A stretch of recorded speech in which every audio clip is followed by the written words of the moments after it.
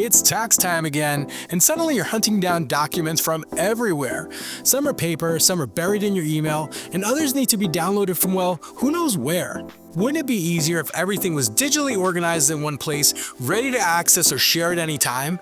Let me show you how I use Adobe Acrobat to stay organized, manage my documents, and move through those tax to-dos with ease. Instead of dealing with paper clutter or stressing about losing an important doc, we can easily turn them into a PDF with Adobe Scan. Now, all those tax docs are easy to find whether you're on your computer or your phone. I like having all my documents in one file, but pulling it together can feel like a hassle. In Acrobat, we just select Combine Files to merge our scans and PDFs into a single document. From there, it's easy to organize everything by rearranging or even deleting pages we don't need.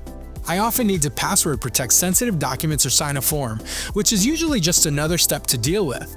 With AI Assistant in Acrobat, I can just ask it to protect my document and it takes care of the rest, saving me even more time.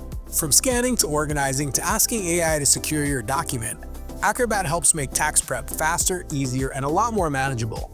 Stop the document hunt and take control of your tax season. Open Acrobat and start organizing today.